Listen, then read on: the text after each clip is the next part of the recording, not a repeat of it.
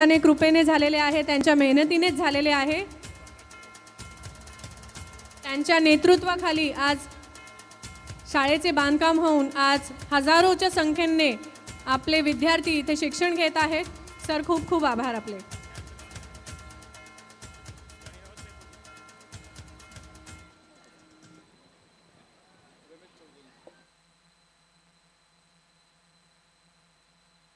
Hello hello उपस्थित असलेल्या सर्व पाहुण्यांपैकी रमेश चौधरी सर यांचेही सहर्ष स्वागत आहे। हॅलो सर्वप्रथम तुम्हा सगळ्यांना जॉनी रावतचा सप्रेम नमस्कार। सर्व बालकांचे, पालकांचे, गुरुजनांचे आणि आलेल्या मान्यवरांचे खूप खूप आभार, धन्यवाद। मला या ठिकाणी बोलवले, वेळ फार कमी आहे, कमी वेळात तुम्हाला बरंच काय ऐकवण्याचा प्रयत्न करेन, कारण तुम्ही मला टीव्हीवर बघता, टीव्हीच्या प्रत्येक चॅनलवर बघता। चला हवा येऊ द्या, कॉमेडीची बुलेट ट्रेन, हास्य जत्रा, हे तर काहीच नाही। जय जय महाराष्ट्र माझा, हास्य सम्राट, अशा असंख्य कार्यक्रमांच्या माध्यमातून मी तुमच्या घर बसल्या तुम्हाला हसवतो। आज रंगमंचावर हसवण्याची थोडीशी जबाबदारी मला मिळाली आहे। तुम्ही मला प्रत्येक चॅनलवर बघता, टीव्हीच्या प्रत्येक चॅनलवर मी येतो, तुम्हाला हसवतो। फक्त एकच चॅनल आहे ज्याच्यावर मी कधीच येत नाही, डिस्कवरी। बाकी सगळ्या चॅनलवर मी दिसतो। आणि आजकाल तर प्रत्येक चॅनलवर बायकांचे कार्यक्रम बघायला मिळतात। आधी मी पाहिलं माझ्या नवऱ्याची बायको, त्याच्यानंतर होम मिनिस्टर, आणि पुरुषांसाठी एकच कार्यक्रम असतो, क्राईम पेट्रोल। सगळे कार्यक्रम बायकांसाठी। आज या कार्यक्रमामध्ये फार बरं वाटतं, तुम्ही सगळेजण एन्जॉय करताय, लहान लहान मुलं नाचतायत। एवढ्या हजारांच्या संख्येमध्ये डान्स करणं, परफॉर्म करणं फार महत्त्वाची आणि फार अवघड गोष्ट आहे, जी ही लहान मुलं करतायत। तुम्ही मला टीव्हीवर पाहता, एन्जॉय करता, फार बरं वाटतं। जास्त वेळ घेणार नाही आहे, थोडासा तुमच्यासाठी काही विनोद सादर करेन, कारण तुम्ही एवढ्या बहुसंख्येने उपस्थित आहात। पण एक काळ होता 4 वर्षापूर्वी, कुणी कुणाला भेटत नव्हतं, कुणी कुणाकडे जात नव्हता, कुणी कुणाच्या घरी जात नव्हता, कुणी कुणाला घरी बोलवत नव्हता। एक भयानक प्रकार, एक भयानक व्हायरस संपूर्ण जगाला पछाडून गेला होता, ज्याने प्रत्येकाला छळलं, तो म्हणजे कोरोना। कोरोना जेव्हा भारतामध्ये नवीन नवीन आला होता, लोक घाबरून गेली होती, प्रत्येकाचे हाल झाले, प्रत्येक लोकांचे, प्रत्येक माणसाचे हाल झाले, आणि सगळ्यात जास्त हाल झाले ते नवऱ्यांचे। कोरोना काळामध्ये नवरा एक गोष्ट शिकला, भांडी घासायला। घरामध्ये सगळ्यात जास्त भांडी घासली ती नवऱ्याने। बायकोच्या छळाला कंटाळून ती दिवस रात्र नवऱ्याला भांडी घासायला लावायची, सकाळ संध्याकाळ दुपार। बायकोच्या छळाला कंटाळून नवऱ्याने सासऱ्याला फोन केला आणि बायकोबद्दल सांगितलं, ती त्याला भांडी घासायला लावते म्हणून बायकोची तक्रार करत नवऱ्याने सासऱ्याला फोन केला। हॅलो सासरे बुवा, बोला बोला जावई बापू, काय बोलता? काय बोला, ती आईला कसली मुलगी दिली हो? का काय झालं? काय झालं त्या आईला भांडी घासायला लावते, सकाळ संध्याकाळ दुपार रात्र, दिवस रात्र मला भांडी घासायला लावते। तिला काहीतरी सांगा। सांग तू काय सांगतो? कधी सांगतो? माझी भांडी घासून झाली की सांगतो। कोरोना काळ फार भयानक होता आणि नवऱ्याला कामच नव्हतं, सगळे कामं तो घरात करायचं बसून। कोरोना काळामध्ये नवऱ्याला एकच काम होतं, खुर्ची टाकून हॉलमध्ये बसायचा। सकाळपासून संध्याकाळपर्यंत खुर्ची टाकून हॉलमध्ये, बायको चक्रा मारायची बेडरूममध्ये, हॉलमधनं किचनमध्ये, नुसत्या चक्रा मारायची आणि नवऱ्याकडे बघून म्हणायची, मेला कधी जाईल हा रोग? नवऱ्याला कळायचं नाही कोणाला बोलती। पहिला लॉकडाऊन, दुसरा लॉकडाऊन, तिसरा लॉकडाऊन, असं वाटलं ज्येष्ठ नागरिक होऊनच आपण घरातनं बाहेर पडणार। आणि कोरोना काळामध्ये प्रत्येक माणूस एक वाक्य बोलायला शिकला होता, प्रत्येक माणूस डॉक्टर झाला होता। तुम्ही पण डॉक्टर झाले होते, मी पण झालो होतो. प्रत्येक माणूस, प्रत्येक जण प्रत्येकाला सल्ला द्यायचा, हे बघ काढा पी काढा, आलं टाक, मिरची टाक, मसाला टाक, घे घापाक दे ढापाक, काढा पी. आणि काही लोक तर म्हणायचे वाफ घे वाफ. एका म्हाताऱ्याने हाप घेतली, कोरोनाला चढली, आणि एक वाक्य तर सगळेजण म्हणाले. तुम्ही पण म्हणाले, मी पण म्हणालो, आमच्या घरातले आम्हाला म्हणाले, तुमच्या घरातले तुम्हाला म्हणाले, तुम्ही दुसऱ्याला म्हणाला, दुसऱ्याने तुम्हाला म्हटलंय. प्रत्येक जण म्हणायचा गरम पाणी पी. एक माणूस 4 वर्ष एवढा गरम पाणी प्यायला, एवढा गरम पाणी प्यायला, पोटातल्या आतड्या घासायला म्हणाल्या गिझर बसवलाय का रे. कोरोना संपला, त्यानंतर सगळी लोक बाहेर आली, घरातनं बाहेर आली. तुमच्यासारखे रसिक प्रेक्षक कार्यक्रम करायला लागले, शाळेतल्या मुलांचे कार्यक्रम झाले, कलाकारांचे कार्यक्रम झाले. पण तरी सुद्धा माणूस माणसापासून दुरावत गेला, कारण प्रत्येकाच्या खिशामध्ये एक वस्तू आली, ज्याला आपण म्हणतो मोबाईल. मोबाईल जेव्हा भारतामध्ये पहिल्यांदा आला, फर्स्ट टाइम मोबाईल भारतामध्ये आला, एवढा मोठा मोबाईल होता, जाडा मोबाईल, काळ्या रंगाचा एरियल, जाड जाड बटन, एवढा मोठा मोबाईल, एवढा जाडा मोबाईल खिशात घालून माणूस रस्त्याने चालला तर असं वाटायचं खिशामध्ये वरवंटा ठेवलाय. आता जितका मोठा माणूस तितका छोटा मोबाईल, जितका छोटा माणूस तितका मोठा मोबाईल. मोबाईलचा फायदा कुणाला झाला? माझं बोलणं जर तुम्हाला पटलं तर तुमच्याकडून टाळ्यांची अपेक्षा आहे. मोबाईलचा फायदा कुणाला झाला? मोबाईलचा फायदा झाला, सगळ्यात जास्त मोबाईलचा फायदा झाला बॉयफ्रेंड आणि गर्लफ्रेंडला. हे दिवसभर बोलतात, बसमध्ये, रिक्षामध्ये, क्लासमध्ये, कॉलेजमध्ये, नाक्यावर, गल्लीमध्ये, कोपच्यामध्ये, जिथे जागा मिळेल तिथे बोलतात. रात्री 2 वाजता एक बॉयफ्रेंड गल्लीमध्ये आपल्या गर्लफ्रेंडशी बोलतोय. व्हॅलेंटाईन डेच्या दिवशी, व्हॅलेंटाईन डेच्या दिवशी रात्री 2 वाजता, त्याला वेळ पण बघा 2 वाजता मिळाली, रात्री 2 वाजता बोलतोय आणि बघतोय मला कोणी बघतंय की नाही. तो तर त्याच गल्लीत राहतो आणि घाबरतोय मला कोणी बघतंय का. त्या गल्लीत राहिल्यामुळे त्याला भीती वाटते, मला कोणी बघतंय. कोणी बघत नाही. कुत्रा बघतो, त्याला मागून चाटतो, त्याला वास घेतो, तो कुत्र्याला हँडल करतो आणि प्रियशीशी बोलतो, गर्लफ्रेंडशी, रात्री 2 वाजता. मग तिच्याशी बोलताना तिचा आवाज मोबाईलच्या मायक्रोफोनमधनं बाहेर कसा येतो आणि याचा आवाज तिच्यापर्यंत कसा पोहोचतो. रात्री 2 वाजता मोबाईलवर बोलतोय, मागून कुत्रा येतोय, तो कुत्र्याला हँडल करतो, तिच्याशी बोलतो, रात्री 2 वाजता.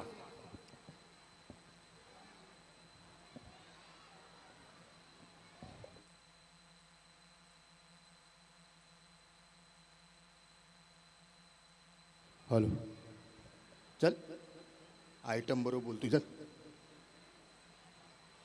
हॅलो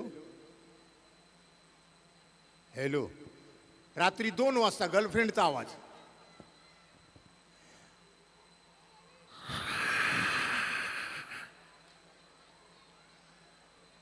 बोल ना कसा काय ग, बोलतेस कुठून? कटन म्हणजे कटन, चादरीच्या आतून बोलते, चादरीच्या आतून. काय ग, टाकल्या काय करतोय? माझ्या पप्पांना टाकल्या बोलू नकोस, मी तुझ्याशी नाही बोलणार. अगं बोल ना. नाही बोलणार. अगं बोल ना. नाही बोलणार. ठीक आहे, नको बोलू. जानू, आय लव्ह यू. बोल, काय म्हणते? जानू, तू माझ्यावर किती प्रेम करतोस? खूप करतो. किती करतोस? खूप करतो. किती किती करतोस? खूप करतो. माझ्यासाठी काय करशील? काय पण. काय पण? काय पण? अय्या, काय पण? काय पण? 50 रुपयाचा रिचार्ज पाठव ना. धन्यवाद, धन्यवाद. जाता जाता आगरी बोली भाषा 7 समुद्रा पार पोचली जॉनी रावतमुळे. आगरी नाटक पहिलं मी लिहिलं, रंगमंचावर आणलं, व्यावसायिक नाटक. पूर्वी नाटकं होती वनवाई जल का मांडवाचे मांगारी चालले काय तू कानाला भांडतस. मी गाढवाचं लग्न महानाट्य आगरी भाषेत रंगमंचावर आणलं. त्यानंतर आगरी सिनेमा पाहिला, कॅसेटच्या माध्यमातून, सीडीच्या माध्यमातून लोकांपर्यंत पोहोचवला. आणि हास्य सम्राटमुळे आगरी बोली भाषा 45 देशांपर्यंत पोचली आणि त्याचं दखल महाराष्ट्र शासनाने घेतली आणि मला विलासराव देशमुख यांच्या हस्ते महाराष्ट्र कलाभूषणचं पुरस्कार मिळालं. विलासराव देशमुख अण्णा हजारे यांच्या हस्ते. आज तुम्ही टाळ्या वाजवताय, एन्जॉय करताय, पण तुम्ही बघा माणूस एवढा बिझी झालाय की माणसाला माणसाबरोबर बोलायला वेळ नाहीये. प्रथा बदलली, सण बदलले, सगळं काही बदललंय. महागाई वाढल्यामुळे, गॅस सिलेंडरचे भाव वाढल्यामुळे, भाजीचे भाव वाढल्यामुळे, प्रत्येक गोष्टीचे भाव वाढल्यामुळे सण आपण फार महाग झाल्यामुळे स्वस्तात साजरे करतो. प्रथा पण आपण काही स्वस्तात साजरी करतोय. पूर्वीच्या काळी लग्नामध्ये लोक गमतीमध्ये बसायचे, पंक्तीमध्ये जेवायला बसायचे, एकमेकांची चौकशी करायची, विचारपूस करायचे. हल्ली लोकांकडे वेळ नाहीये म्हणून लग्नामध्ये एक सिस्टीम सुरू झाली ज्याला आपण म्हणतो बुफे डिनर. आमच्या गावामध्ये एक कवी आहेत, मी त्यांना विचारलं बुफे डिनरबद्दल काहीतरी बोला. आगरी बोली भाषेत त्यांनी भरपूर कविता लिहिल्या आहेत. मी त्यांना फक्त विचारलं बुफे डिनरबद्दल काहीतरी बोला, तर त्यांनी 4 ओळ्या मांडल्या. जाता जाता तुमच्यापर्यंत पोहोचवतोय. तुमच्या हृदयाला स्पर्श करून या ओळ्या गेल्या तर तुमच्याकडून टाळ्यांची अपेक्षा आहे. मी त्यांना सहज विचारलं बुफे डिनरबद्दल काहीतरी बोला, तर त्यांनी सुरुवात केली. पूर्वीचे काली लग्नाला मजावती, पूर्वीचे काली लग्नाला मजावती, जेवाला पंगत बसली तर वाराला काकीस होती. पूर्वीचे काली लग्नाला मजावती, जेवाला पंगत बसली तर वाराला काकीस होती, मामीस होती, आजीस होती आणि कवा कवा पाणी द्यायला पाहुणे मंडळी होती. हल्लीच्या लग्नात तशी मजाच नाही. हल्लीच्या लग्नात तशी मजा नाही. प्रेमाचा गोरवा न मायेचा हात नाही. भिकाऱ्यासारखा ताट घ्यायचा, भिकाऱ्यासारखा ताट घ्यायचा, न लाईनीन उभा राहायचा, न कावल्यासारखा याजे त्याचे ताटण बघायचा.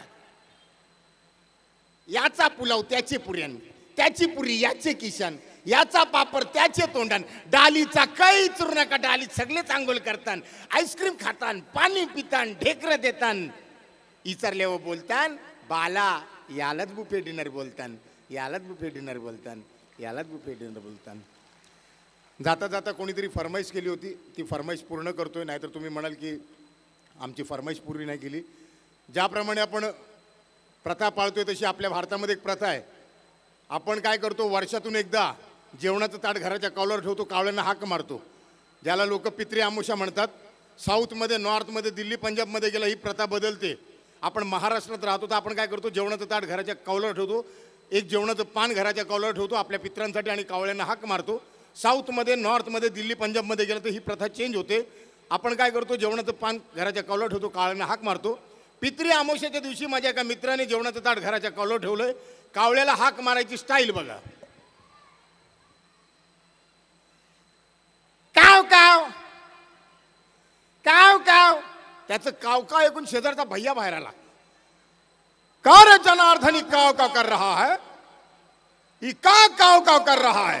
भैया आज पितरी अमावस्या है ना, पतरी समोसा ये सुसरा कौन से होटल में मिलता है? ज्या आला पतरी समोसा नाही रे, पितरी अमावस्या. ते काय जुनी लोक गचकली ना, त्यांच्यासाठी जेवणाचं ताट घराच्या कावल्यावर ठेवायचा, कावले येतात जेवणाला टोच मारतात. भैया म्हणाला हमारा भी बहुत लोग खत्म हो गया है, हमको भी ऐसा करना पडेगा. भैयाने सुद्धा भरलेलं जेवणाचं ताट आणलं, घराच्या कावल्यावर ठेवलं आणि स्वतः पण कावल्यावर बसला. आता भैया कावळ्यांना हाक मारतो, त्याची स्टाईल वेगळी. अरे काव काव, आ जाओ हमको ड्यूटी पे जाना है भाई. काव काव.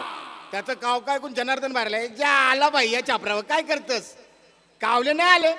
भैया म्हणाला आएगा जरूर, हमारा यूपी बहुत दूर पड़ता है, अकेला नहीं आएगा, पूरा खानदान को लेके आएगा. काव काव, आना है तो आओ, नहीं तो सब मिलके भाड़ में जाओ. धन्यवाद, थँक्यू व्हेरी मच. तुम्ही सगळ्यांनी मला ऐकलं, प्रेम दिलं, आशीर्वाद दिलं. जाता जाता मी इतकंच बोलेन, जाता जाता मी इतकंच बोलेन, सूर्य कुणाला झाकत नाही, डोंगर कुणाला वाकत नाही. उद्या शिवजयंती आहे, लक्षात ठेवा. सूर्य कुणाला झाकत नाही, डोंगर कुणाला वाकत नाही. मराठी असल्याचा अभिमान बाळगा, कारण मराठी माणूस बायकोला सोडून कोणाच्या बापाला घाबरत नाही. जय हिंद, जय महाराष्ट्र. धन्यवाद, थँक्यू थँक्यू थँक्यू, धन्यवाद.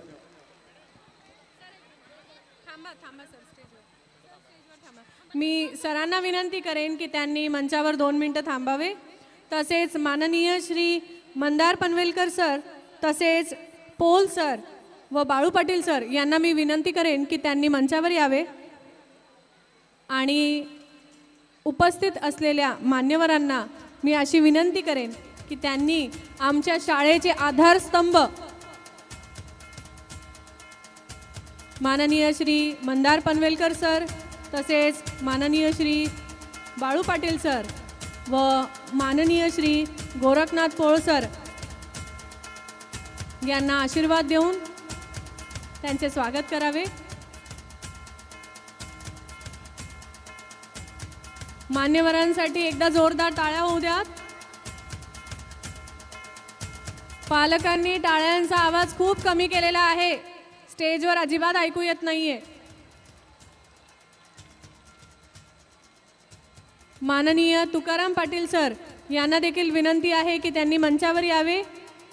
मी माननीय श्री रावत सर यांना विनंती करेन की त्यांचे स्वागत करावे।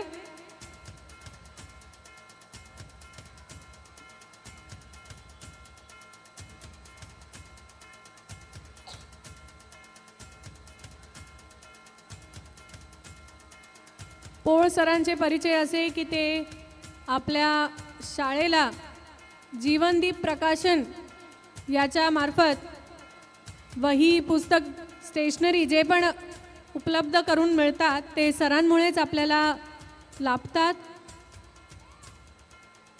जीवनदीप प्रकाशनाचे अध्यक्ष आहेत ते। मी माननीय श्री काळूराम पाटील सरांना विनंती करेन की त्यांनी मंचावर यावे। माननीय श्री काळूराम पाटील सर।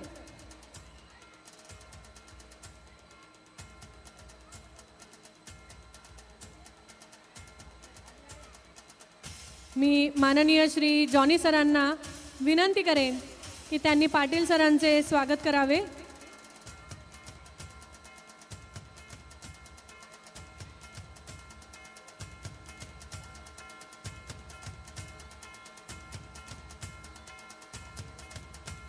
उपस्थित असलेल्या सर्व मान्यवरांचे सहर्ष स्वागत व धन्यवाद।